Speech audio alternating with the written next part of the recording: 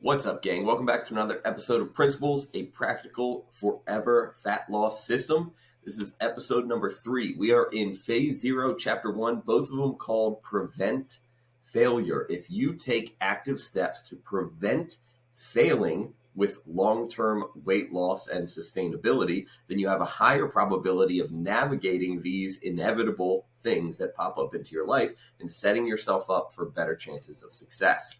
Principle number 1 in preventing failure is understand why and how people fail. Again, if you understand why most people fail and you understand how most people fail, you can start to navigate around those things and prepare yourself for more resilience when these things inevitably pop up and get you.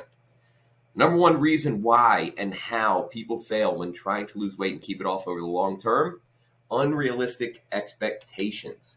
John's unrealistic expectation number 1 was unrealistic expectations about consistency with exercise. That was in the previous episode. Now this says number 1, but it should be number 2.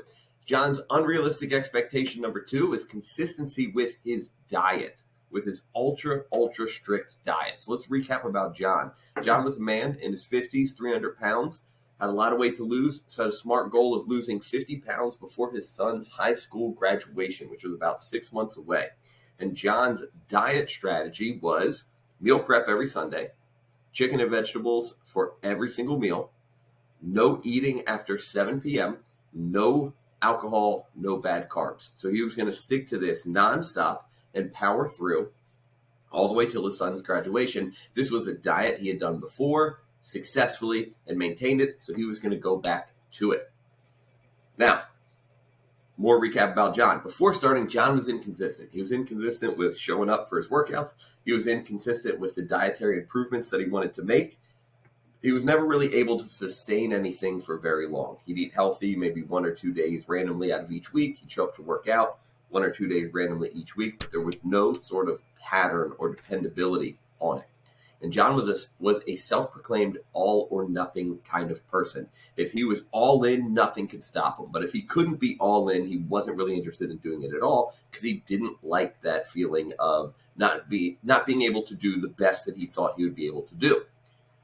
But being an all-or-nothing kind of person starts to create a feedback loop from hell, right? So if John couldn't show up and do everything that he planned to do, he felt like a failure. And because he felt like a failure, he didn't want to show up and do it again. And since he didn't show up and do it again, it made him feel like a failure. And since he felt like a failure, he started to fail. And since he started to fail, he felt like a failure. And that feedback loop from hell just continues to spin on and deeper, making people feel worse and worse and worse, just like John. Because there's no such thing as an all-or-nothing person, because you'll never be all in. There's no way to ever have uninterrupted time where life doesn't come to get you so that you can be an all person, so you end up just consistently being a nothing person. So what were John's unrealistic expectations with diet? He made 5 key mistakes that we're going to review, 1 in each episode. In this episode, we're going to talk about his mistake number 1, relying on meal prep as his strategy. Now, meal prep is an okay tool to have. It's an okay tactic to use. Meal prep can offer ease. You have your meals all prepped for the week. You can just grab them. It can save time. It can save effort. It can help you be a lot more consistent. It gives you control over your meals, over your food, over your portions, and it helps you improve the environment that you're in so you won't be so tempted to do other things if you already have the meals that you're supposed to eat and that you want to eat prepped ahead of time sitting there. Depending on meal prep, though, prevents flexibility, adaptation, learning, and development of skills. If you're depending on meal prep in order to execute a healthy diet, it doesn't really train you on how to be flexible when you run into a different environment. It doesn't teach you how to adapt if you don't have the thing that you were expecting in front of you, and how do you recreate it. You don't really learn and develop the skills of modification, choosing things on the fly, and then feeling the effects of different things at different times for different reasons. You don't get any sort of intuition. You don't get any sort of knowledge. You don't get any sort of flexibility or adaptation. You end up being an all or nothing, either meal prep or you fall apart. That's the most common thing that we see with people who depend on meal prep or go all in on meal prep as their strategy. So what happened with John? John, for a couple of weeks, was meal prepping on Sundays. He was doing a great job. But then John missed one meal prep Sunday for a social event. It was just a fun, casual social event. It wasn't really a big deal. He didn't do anything terrible food-wise. He didn't eat what he was supposed to eat, and he didn't have time because he chose to go to the social event to do the Sunday evening meal prep that he had done for a couple of weeks prior to it. No big deal. For the most part, it shouldn't really matter. But it ended up snowballing into a full week of poor eating, which led to the abandonment of the strategy entirely. So what happened was he did meal prep on Sunday. Monday morning, he woke up. He's used to having a meal prepped meal.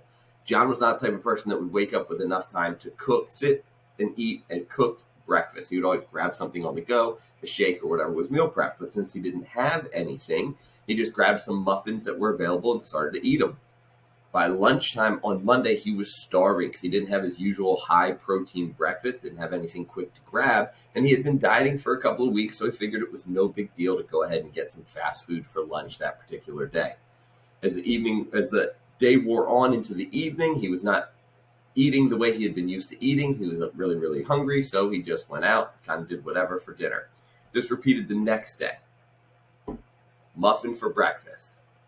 He figured he'd get to meal prep on Tuesday. So went out, fast food, whatever. A couple days of bad eating's not a problem. He would go ahead and get his opportunity to meal prep on Tuesday. Then all of a sudden something came up on Tuesday. He ended up working late, so he couldn't meal prep on Tuesday. Wednesday rolled around, had a poor breakfast again. Wednesday was a busy day with meetings on the road traveling, so he knew he was going to eat fast food and then go out to dinner for a dinner meeting. So he figured it's already Wednesday. He knows he's not going to do good. He did terrible Monday and Tuesday, so the whole week was a wash. So he's like, whatever, we're just going to just eat like crap and start again on Monday. That was what went into his head because he had ruined his diet by Wednesday. So lunch, dinner on Wednesday, breakfast, lunch, dinner on Thursday, breakfast, lunch, dinner on Friday. He just kind of ate whatever because he was going to start again on Monday. That reset. It's like, oh, well, that one last supper or enjoy these meals because it's right back to the discipline on Monday went into effect because he didn't have anything meal prepped and he didn't know what decisions that he was able to make on the fly to stick to his rules. He had very strict rules, chicken and vegetables for every meal and meal prepped. No eating after 7, no drinking, no bad carbs. When he didn't have his meals prepped, he didn't know how to go out and get a meal somewhere easily and effectively that would satisfy him, that would stick to his rules of just chicken and vegetables.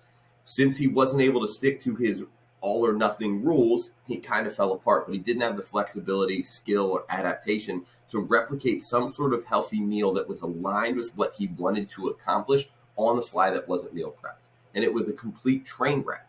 Once he went through a full week of terrible eating, he didn't really feel like going back to the process, whether he was willing to admit it or not, that it was not sustainable to rely on that stuff. But he kind of got burnt out on the chicken and vegetables as meal prepped, and it revealed itself in how poorly he chose to eat when he didn't have those meals prepped. And by the end of that week, he didn't want to go back to it.